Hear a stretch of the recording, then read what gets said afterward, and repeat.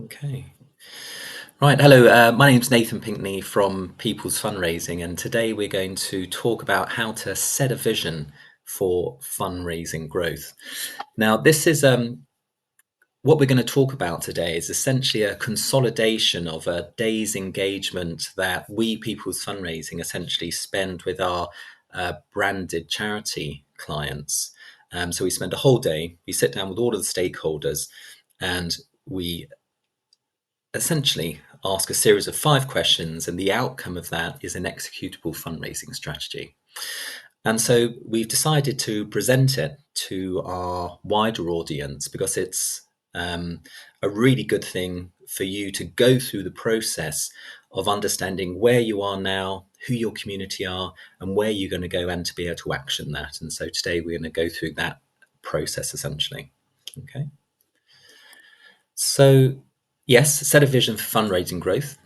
And as I said, we will discuss the steps to prepare an actionable fundraising strategy. So, what does that really and essentially mean? And we've got a lot to pack in into the hour. Okay, so what we found over the course of, I suppose, the last 10 or so years is that when we sit down with charities, non-profits, good causes, um, there are so many different stakeholders involved, and who sort of sets a strategy, what is a fundraising strategy and what are the actions associated to it. So over the course of the last 10 years, we've come up with a bit of a process. Now that process involves the following steps.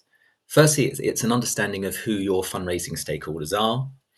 Then there's an appraisal stage to essentially understand where you all think you are at the current time. Now, the next 3 stages are probably some of the most crucial stages: to understand who your fundraising community is, and then to understand how you communicate with those fundraisers, and then also to understand what the current fundraising ask is. So, from that point, if you go through the process and understand all of those things, you'll get a pretty good understanding of where you currently stand in the context of fundraising. So then you can look to the possibilities of an extended or enhanced fundraising capability. Then you just go through once you understand the possibilities, you go through the process of understanding your goals to achieve that, and then you can plan the specific actions to execute it. Okay, so let's dive down into those different areas to see what they really mean. Okay, so with any strategic work, one of the first activities that we need to undertake is to understand all the primary stakeholders. So, a fundraising strategy isn't just developed by the fundraising team. They may be the responsible owners for creating the strategy. However, they really need to have inputs from the breadth of roles within your organization. So, typically, that would include trustees, the CEO. Again, the CEO generally sets the overall vision for your organization. Even things like compliance teams or the IT team. So the IT team would potentially be facilitators in you realizing your fundraising strategy. And the compliance function would make sure that as you engage in fundraising, you're aligning with, for example, the relevant fundraising regulator rules. Also, the normal business functions within your organization. So that's maybe the marketing team. So marketing and fundraising always go hand in hand. The back office. Now, the back office is sometimes forgotten when it comes to a fundraising strategy. So when I refer to back office, I mean things like the accounts team or the CRM team. Okay. Now it's important again to have that broad range, people who not only are on the front office but on the back office, because any fundraising strategy will affect not only the bottom line of the charity, how much it brings in, but also it will add a certain amount of complexity to the back office as well. Okay, so you need to bring in those enabling stakeholders, the IT team and the back office. And also, as we generally consider a fundraising strategy to include any team within the organization that's related to individual giving or community giving. So when I refer to communities, I may refer to, say, a local school or a local club or a local Rotary club, for example, and also corporate fundraising. So the complete range of people need to contribute to the fundraising strategy. Okay, so once we've identified the stakeholders who are going to contribute, then one of the first, I suppose, actionable activities is the appraisal step. Now, the appraisal step essentially asks all of the stakeholders where they think the current fundraising capability sits within the organization in terms of its strengths, weaknesses, opportunities, and threats.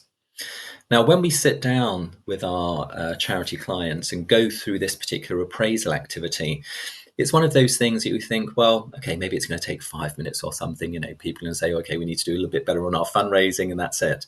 But what you find is that different roles have a slightly different perspective of what they think are the strengths and weaknesses and opportunity and threats on the fundraising capability.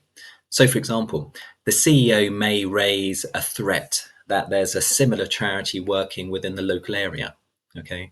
Or a weakness could be that um, maybe your supporter base, you maybe have a lot, very large social media following, but you're getting very little traction within social media, okay?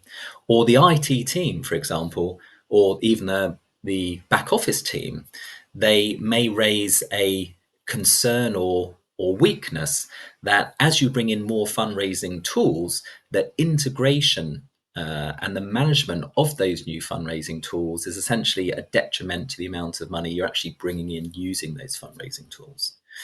So take time, sit down with your stakeholders. And again, we do this within a day's activity. So this particular activity would generally take about at least an hour with all of these stakeholders in the same room.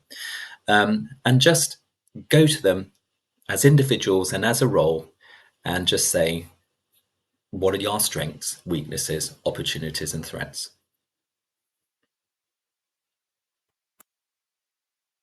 Okay, so once we've got to that stage whereby the stakeholders are engaged or they've been identified and they've been engaged through the appraisal, we can within that same stakeholder community now understand who our fundraising community is. Okay, so when non-profits or charities first start engaging in fundraising, all they see is just a mass of maybe individuals, maybe interacting on social media, maybe making donations, maybe setting up fundraising pages. But it's a little bit more useful if you start to understand your community in terms of maybe a demographic breakdown, for example. Okay. So we essentially, through going through this process, multiple non-profits, see that a lot of your community fits within one of the following areas. So, of course, you have your individuals, and so they're a lot of the time the people who interact with you, say over social media. But more important, you have beneficiary communities and beneficiary companies. So this is coming out of the individual fundraising arena. It's entering the community and corporate fundraising arena now.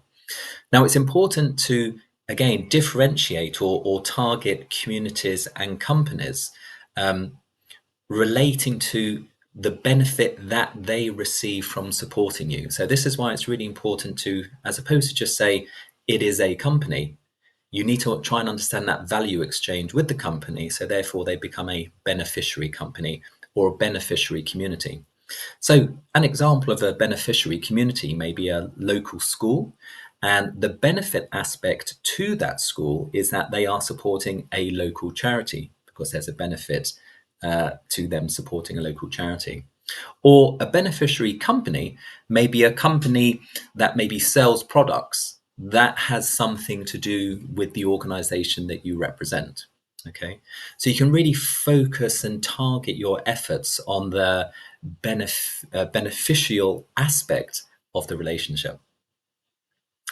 Okay, now let's look at the beneficiary network. So, well, I'd say most charities and non-profits, they support somebody or a group of people, and therefore that is the beneficiary, or they are beneficiaries of the charity. However, we always think there's a rule of thumb when it comes to charity fundraising, in that you should never ask anyone within your organization or any of the beneficiaries of your organization to fundraise for you. Okay, so if you are an organization that their first port of call when they're doing a fundraiser is to turn around to the internal office and say, okay, who's going to donate or who's going to buy a ticket, then we really believe you're not taking advantage of your wider support and network. The way we see it is, if you represent an organization and it has meaning and value to you, such that they're people working there, they're giving of their own time and effort a lot of the time in terms of volunteering, then there will be a corresponding beneficiary network there as well. If you care about it, other people will care about it, and essentially it's about understanding how you can tap that beneficiary network. Okay, so the reason why we call it a beneficiary network is that you don't want to ask of fundraising of the beneficiaries themselves, but it's applicable and relevant to go to the beneficiary network itself. So they are the people around the person, just say it's a person who's being supported and helped. Okay. Now we've also got the concept of alumni beneficiaries. So as a non-profit or charity, you go out and just say you're supporting a type of individual. Okay. As you're supporting that individual, you don't necessarily want to ask them to fundraise, because they may be in a place that is not appropriate to ask them to fundraise. However, you hope that over time they will become what's called an alumni of your organization. So therefore, they are not necessarily receiving your services anymore, but they were receiving your services. And as such, they therefore become an alumni beneficiary. So somebody you've helped in the past, and now they are not in need of your help. So they are a really great target or group of people who would support you into the future because you've supported them in the past. And in a similar way, we also have the alumni beneficiary network as well. So I am maybe a family member of the beneficiary. Now, the beneficiary has now moved on in their life. They don't need your services anymore. However, I can see or could see the positive impact you have had on, say, a loved one, and therefore I still want to support you into the future as well. So it's really important that we understand these different aspects of our potential fundraising community. Now, lastly, we have suppliers. So suppliers is sometimes a little untapped group of organizations. Now, suppliers supply charities, they supply non-profits, and a lot of the time you can have a really good fundraising relationship with them. Now, one that is more prominent and prevalent now are ambassadors. Okay, so ambassadors they could come from the world of being a beneficiary, or they could come from the world of just being interested in what you provide. So an ambassador, you could say, is a supercharged individual. Okay, a lot of the time we see ambassadors being people of good reputation, or social media influencers and such like. So look for ambassadors. One of the key things that ambassadors do is they themselves may not contribute directly to your fundraising income. However, what they do provide is a network of other supporters that you can access to engage, or their supporters can participate in your fundraising. So look for ambassador opportunities. Remember, fundraising a lot of the time is about building up a community, and it's about having a constant conversation with that community about what you're doing as a organization. And they want to hear about what you're doing as an organization, the successes and the failures, the day in the life of the CEO, and whatnot.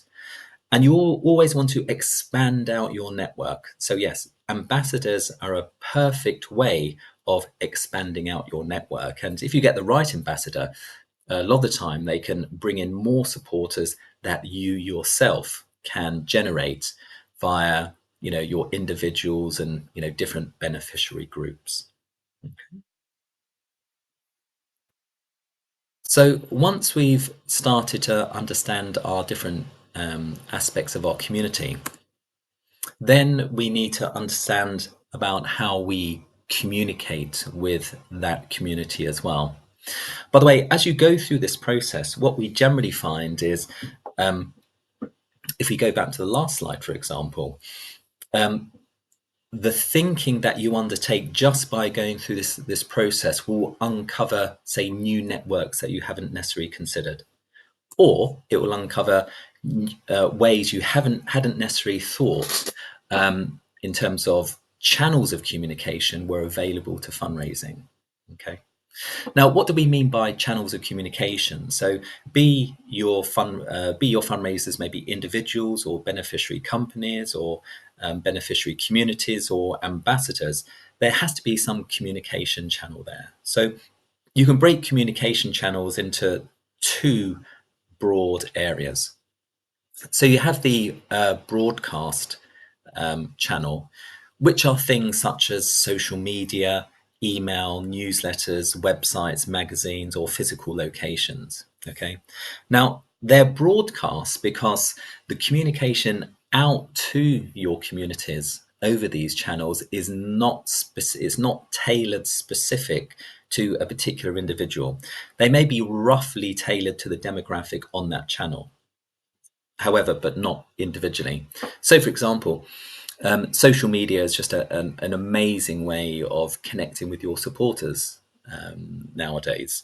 Um, so much so that your conversations with your supporters will be primarily driven via either social media engagements or maybe physical locations.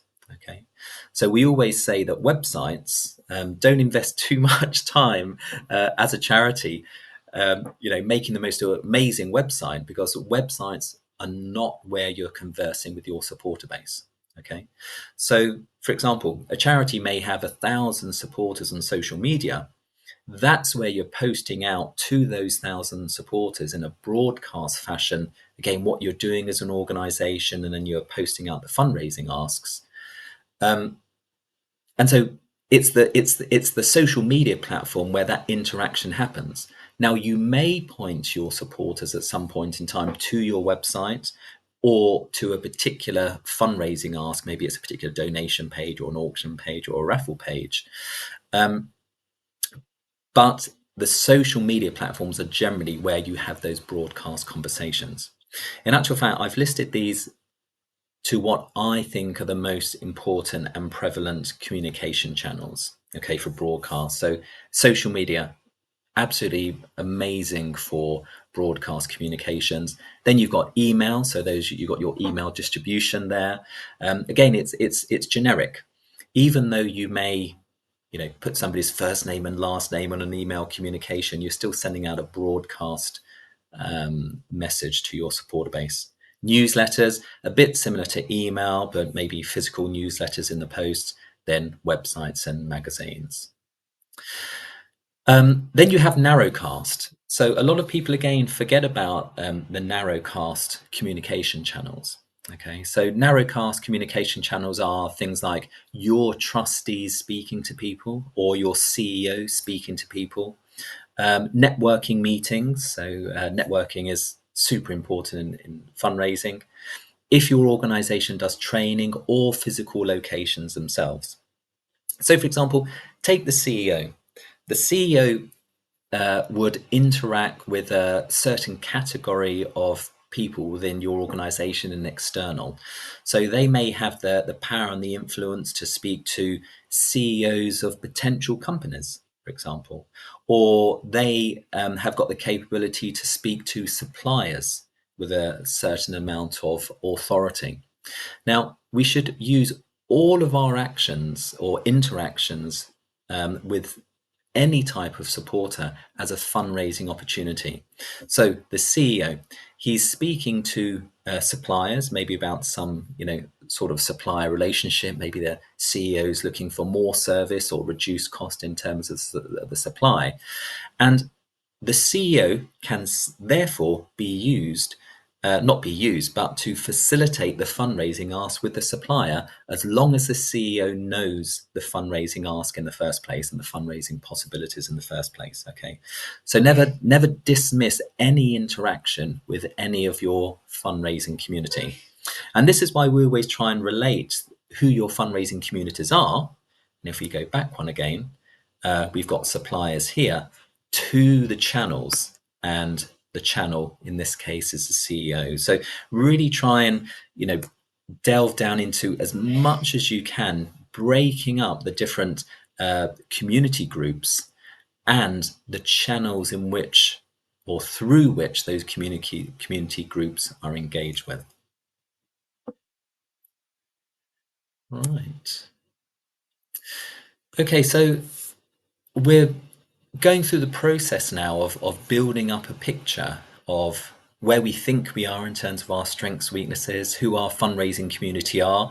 Hopefully, going through the process, we can see there's more, groups of that community than we had initially realized.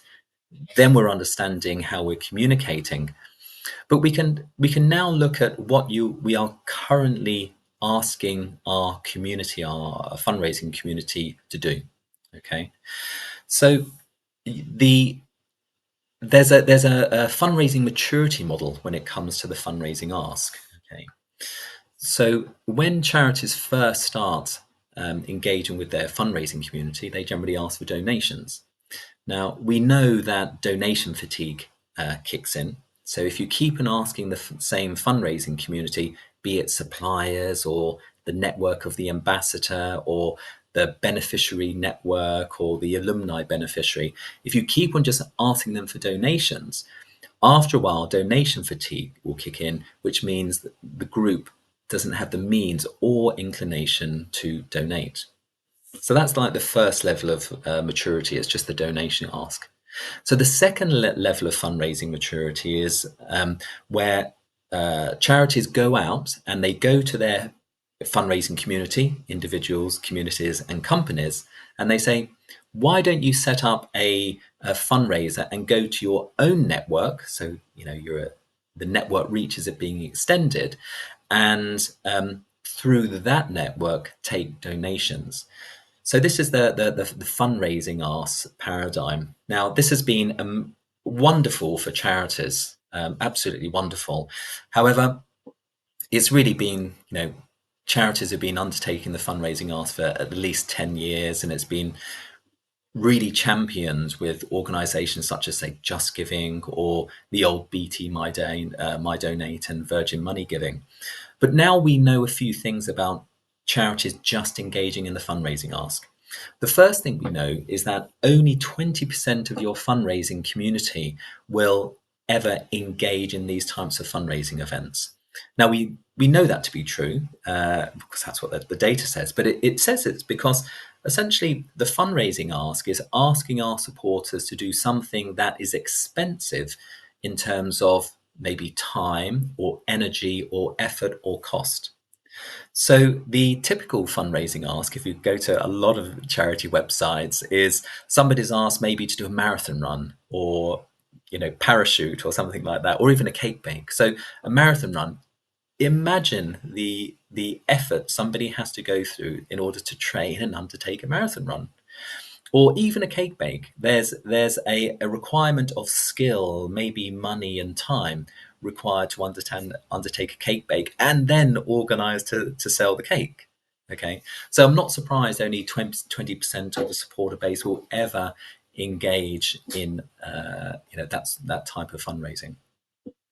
The other thing we found with just the fundraising ask is that donation fatigue kicks in there as well. So I always give the example that if I did a marathon run and I went to my supporter base, my network, and asked them for donations, they would happily donate to my page. However, if I did 3, 4, 5 marathons, say within the year, even my closest relatives, my wife wouldn't donate to me anymore. She would just think it's something I enjoy doing, and my network again, they wouldn't necessarily have the means or inclination to donate to me.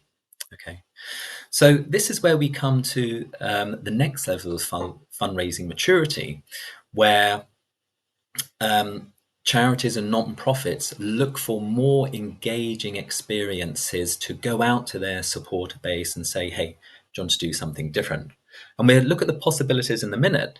Um, that we provide as a platform. But this is where fundraising is generally transforming into, from the initial donation ask into the basic fundraising ask into more interesting fundraising experiences. But this activity here, what is your current fundraising ask, is really to understand where you currently sit in that, I suppose, maturity model or levels of maturity. Okay.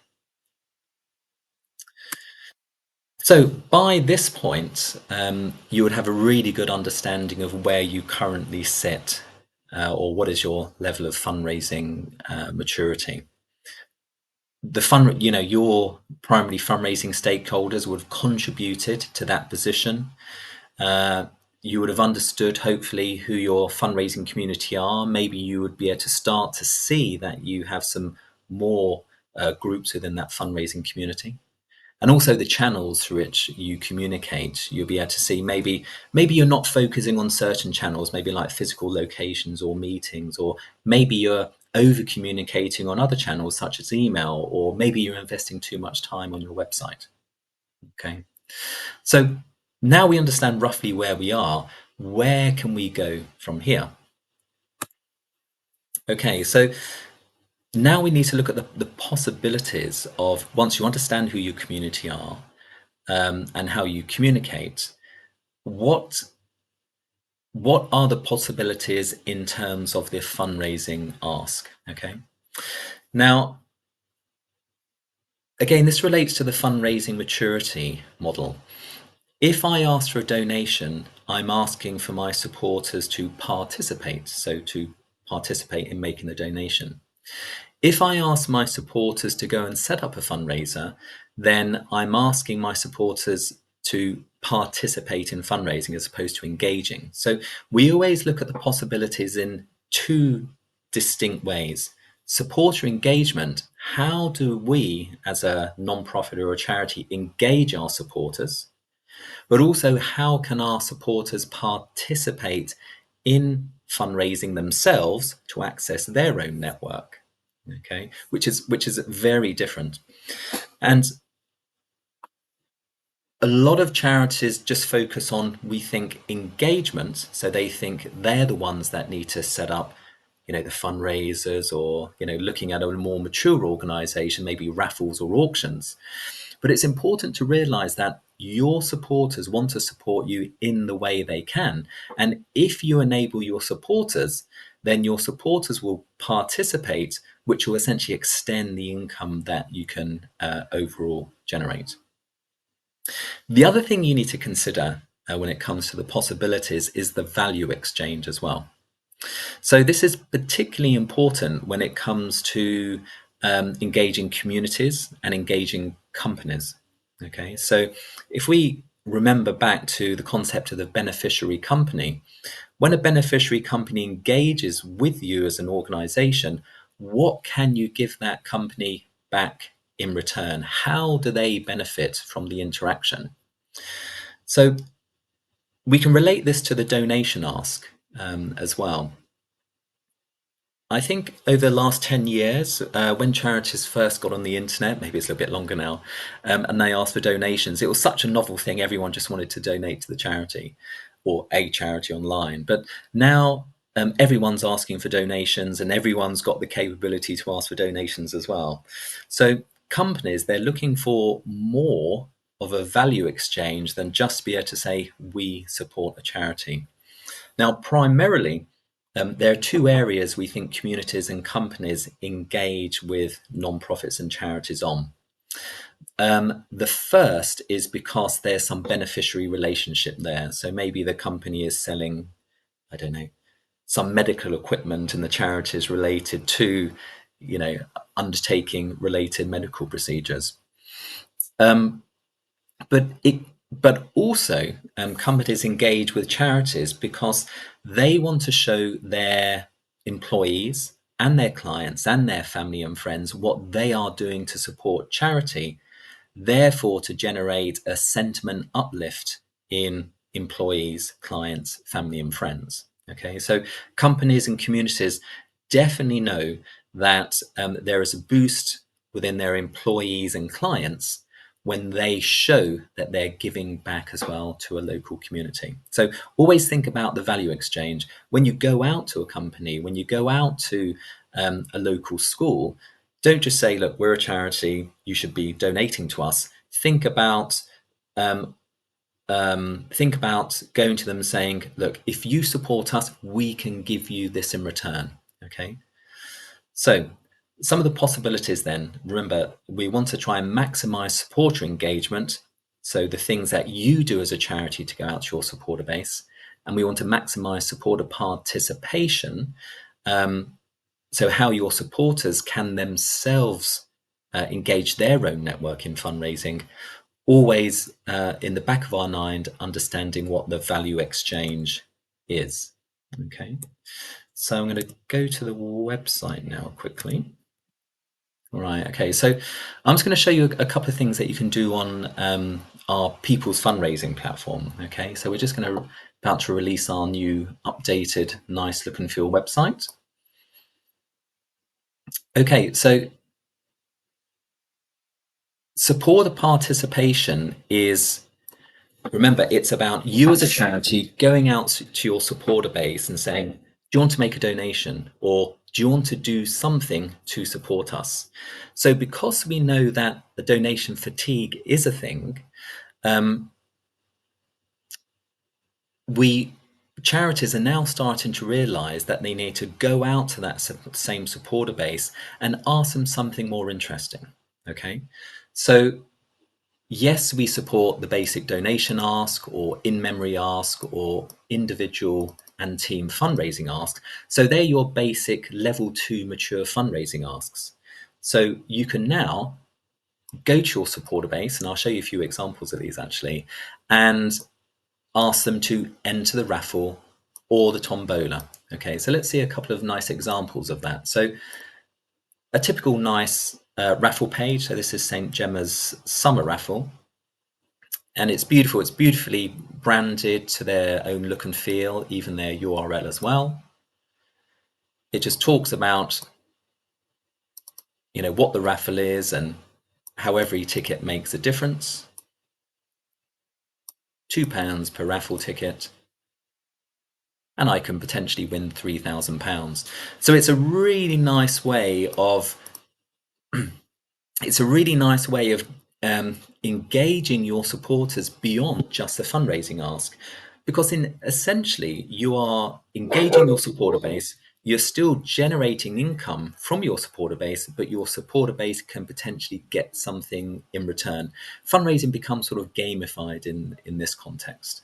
Okay, so this is your typical, you enter the raffle and you may win some money. If we look at a different type of raffle here, so raffles and tombolas, they are really excellent tools for fundraising. This is still the same type of mechanism. And again, this is a YMCA branded one. This is YMCA Thames Gateway. And they had a really interesting idea whereby it's only literally, I think it's just launched today, whereby you can enter, and I think, what is it? 10 people will be chosen from as potential prize winners, and the CEO will start at the top of the list and go down, and they will call the people on the list, and the first person to answer, "Why are you calling me?" wins 50% of what's been generated. Now, this is a really great example of really imaginative supporter engagement. Yes, you've got that really nice branded raffle, quite a typical raffle whereby you buy your ticket, you may win some money.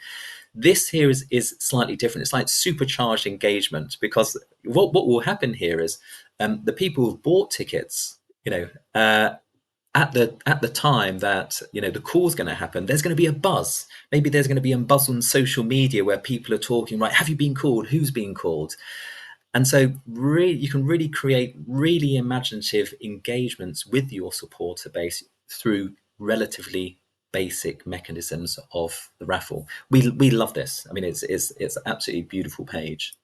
It's a beautiful looking page, but in terms of how YMCA Thames Gateway has framed it, they've got their CEO involved.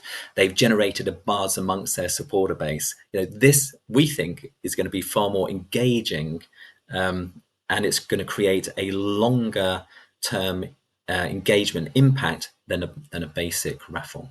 Okay, right. So, what are sort of things can we do? We can do, say, memberships or sponsorships. So memberships and sponsorships are used in multiple different ways. So we've got a nice example here of Salt of the Earth. Again, they've got a branded platform.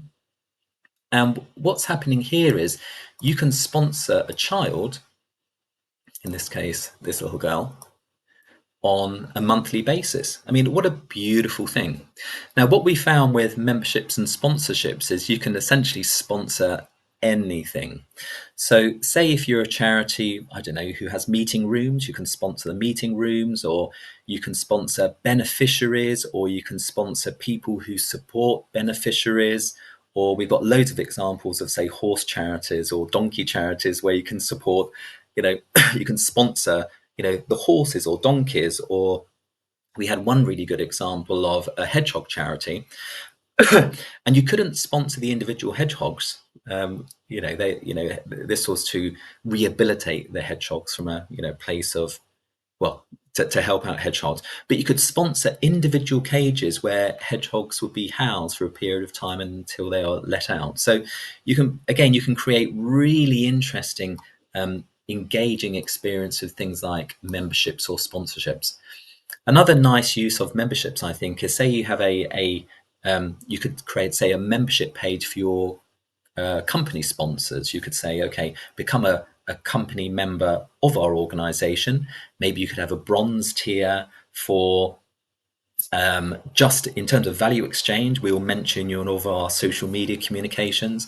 Maybe you could have a silver tier whereby you're mentioned all of our social media communications, and you get a company wall as well. I'll come to the company wall in a minute. And maybe you could have a gold tier where you get the social media mentions plus the company campaign wall, plus the CEO will come and give a talk within your company. And again, that really basic example just goes to show that you can create something really quite engaging, and you have a lot that you can give back in terms of value to people who want to engage or maybe become a member of your organization. Okay, so that's memberships. What other things have we got? Events. So events, yes, sell ticketed events for things. Let's have a look at a nice event page if we've got one. Here we go. So this is Beams, again, another branded platform. And I can now buy tickets to the autumn afternoon tea. Select the number of tickets, make my purchase, etc.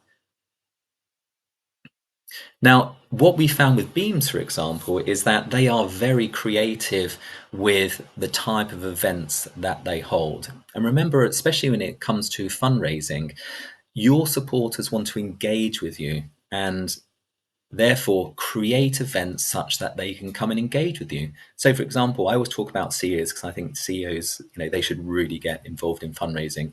You could create an event whereby you can come and speak to the CEO for an hour, or you could create another event whereby you the volunteers of the organization, or you can have dinner with the volunteers of the organization, and your event ticket will pay for your meal and it will pay for the meal of a supporter.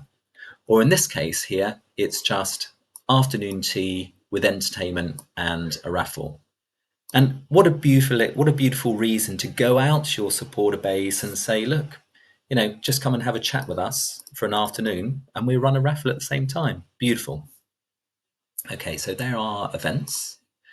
Members lotteries are a relatively new addition. And again, what I'm going through here, I'm going through the different ways that your support, or you can engage your supporters to make it interesting, more than just the donation ask. Okay. So members lotteries is a relatively new tool. Here's a nice example again with Beams. They're just starting this members lottery now. And essentially what a members lottery is that you buy a ticket for a chance to win, or you can buy as many tickets as you like. And the system essentially will randomly choose who's won what prizes and then restart the next draw period. Okay, so what are Beams doing in their members lottery? Okay, so their current prizes are £100 and then £425.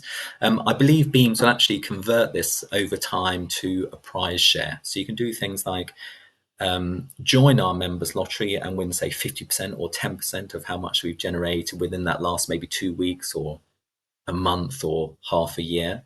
Or in this case, they're doing fixed prizes. So things like members lotteries, because they're a regular thing, we really see that these will over time start to replace the more traditional basic donation asks. Okay, so as I said before, everyone's got the ability to ask for donations, and that's recurring donations as well. The thing with things like recurring members lotteries is that your supporters can um, uh, gain something from their interaction with you, but also there is an interaction as well. Remember, your supporters want to be engaged. Okay. Let's have a look at a really nice example, say for a group fundraiser. Let's have a look here. So this is another beautiful YMCA group fundraiser, whereby a group fundraiser is a collection of individual fundraisers. It describes how much has been raised, quite a nice amount. Description of what it's all about, all of the individual fundraisers themselves, some updates related to the companies that have engaged in the fundraiser. And so this is a really good example of a nice value exchange with, say, companies here. They get some really good advertising from the page. And then it's got their individual pages themselves, where you can drill down and see how much they've individually made. Okay. Shops is something that we're also seeing that's very up and coming. Now, a lot of charities, we think they make a small mistake when it comes to shops. So, and it's a bit similar to lotteries actually. So when you go to some charity websites now, what you see is go to our shop, which is great, nothing wrong with that. So I can go to a charity shop and I can buy things from the charity. So you can do that with our platform. However, the other thing you can do with shops is you can create contextual shops, and that's really important. So one of the rules of fundraising is if you make something specific to the activity, then more people will engage with that activity. So for example, you could create a sleepover type event and create an associated shop that sold things like sleeping bags, beanies, and mugs, for example. So really make your shops contextual. You don't just need that one big shop, just make them contextual, which makes them more relevant. So here's a reasonable example of a contextual shop. So this is, I think, a local PTA, Walker School uniform, where you can buy different types of products. So as opposed to being the shop, it is a specific school uniform shop. Okay, so I can buy products and then the school will distribute those products. Okay. Right, and lastly, let's just look at the campaign walls. So in terms of value exchange, when it comes to local communities or companies, you really need to consider what the company is gaining when they're supporting you. Okay, so one of the things you can do is you can create a company campaign wall. So this is a YMCA one, and this is the Woolwich Youth Zone. What this represents is a specific page for Woolwich Youth Zone, or it could be a local company, for example, or it could be a local school, where all of the fundraisers that they create, so maybe their employees, maybe their clients, and also they create themselves, are displayed on one page. So here's a nice donation page, are displayed on one page. Now, this is a very important value exchange, because whereas the company, just say it's a company, whereas the company itself, yes, they want to communicate that they support you as an organization, where they wouldn't necessarily just send their employees and their clients to your, say, social media channels or your website generically, because it's just your website.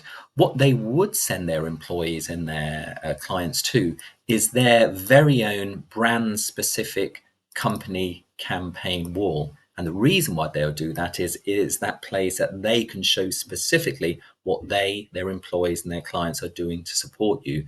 And as a result, they will see employee and client sentiment uplift. Okay, so that's a beautiful way of realizing value exchange. Okay.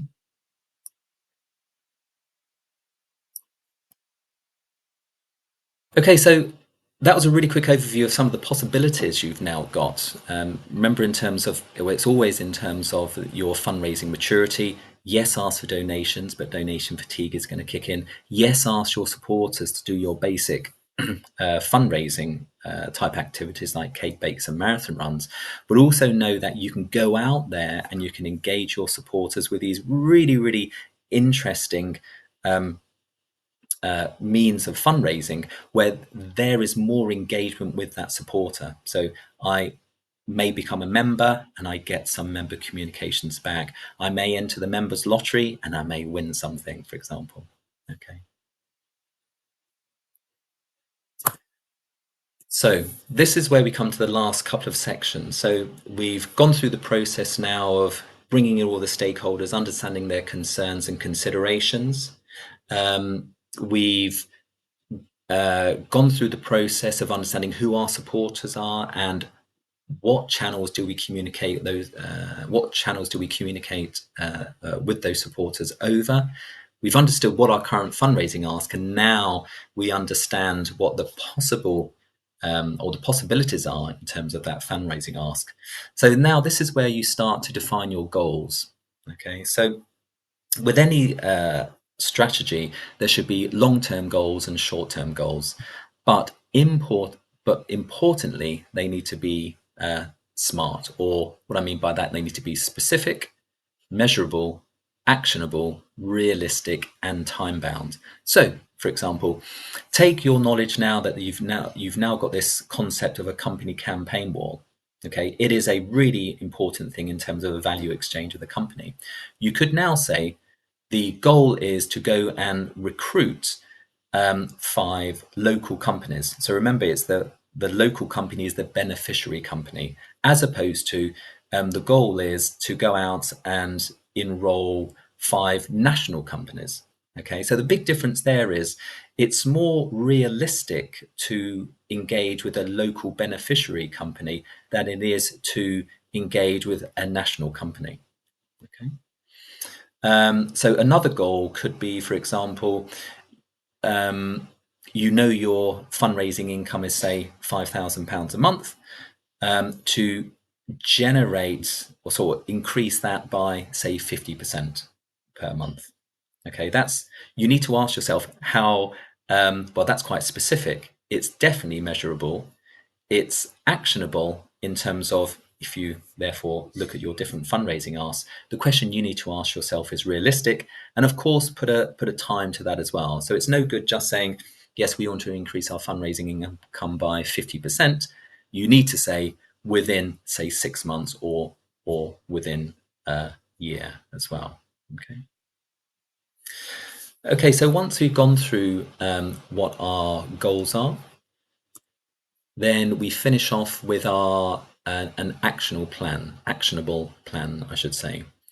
Now, this is where things really start to happen. So it's great to understand all of your possibilities. So hopefully I've shown you some really interesting possibilities about how you can engage with your supporters, but also, by the way, your supporters can do all of those things themselves. So they've got a lot of tools to participate.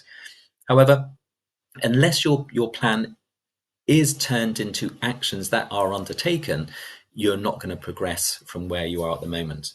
So as you progress or as you define your action plan, just make sure that every action has a start date, end date. It has a responsible owner and success criteria. So the responsible owner is a key point here. Okay, so maybe the action is to go and engage with, I don't know, 5 companies. So although there may be multiple people who go out, maybe they're on the phone or they're walking down their local high street for local companies, there needs to be a responsible owner who is responsible for making sure that action has undertaken. And also success criteria as well. It's really important to define the success criteria um, for your actions. Okay. Now, the other thing we found when we're going through this with charities is that, especially smaller to medium-sized charities, a lot of people don't delegate. Okay, and we find that a lot of things are put on the shoulders of the CEO. It's really important to delegate. Delegate enables you to scale your organization.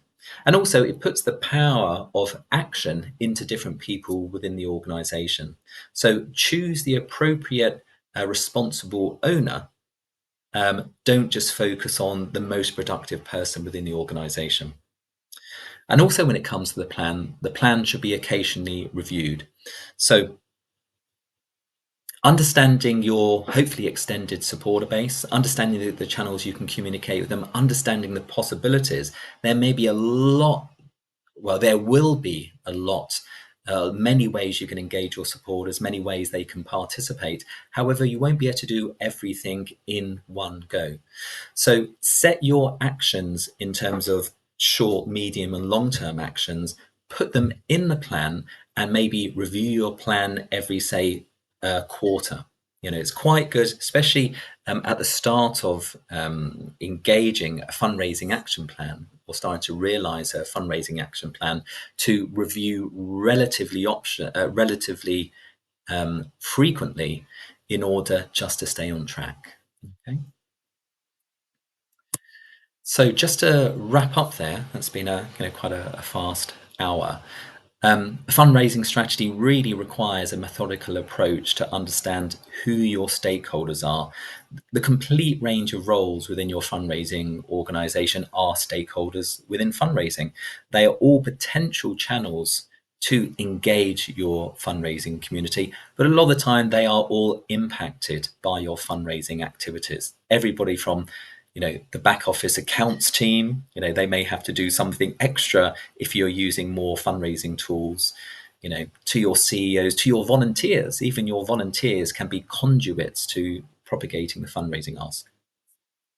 Sit down and have a truthful conversation with your stakeholders. Really understand people's ambitions, but also understand their concerns. So do that in the appraisal. Just be open and honest. The key is understanding who your fundraising community are, and really open your mind to who the possible fundraising communities are. But remember always the two rules of thumb, or the rule of thumb. Don't start off looking for fundraising activity within the office or within your direct beneficiaries.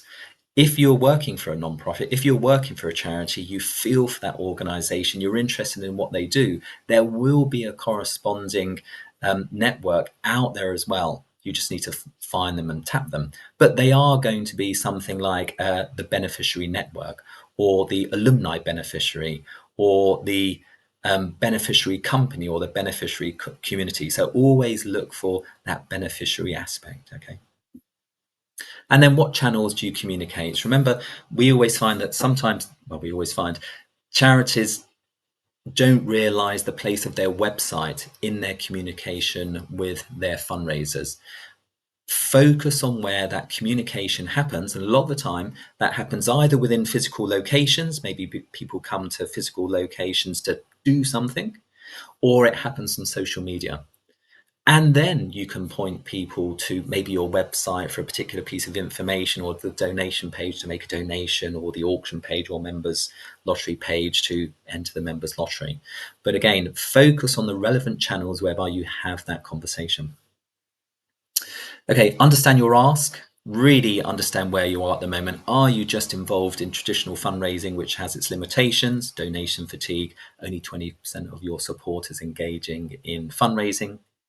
Then look at your possibilities and how you can really apply those possibilities moving forward. Relate the possibilities to specific groups of your fundraising community. So there are going to be some possibilities, for example, company campaign walls that obviously companies find are amazing value exchange, or members lotteries, really great fundraising ask for individuals. Okay. Make your goals specific, measurable, actionable, realistic, time bound, and then set those goals within a framework of a plan, making sure each action has a start date, end date, responsible owner, and success criteria. Okay.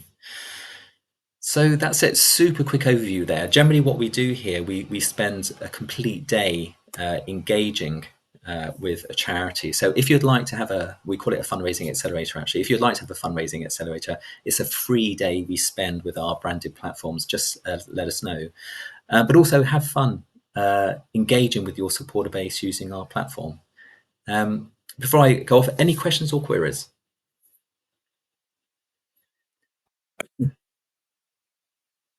No. Okay, well, thanks very much. Hopefully you found that interesting, and speak later. Thank you very much. Thank you very much.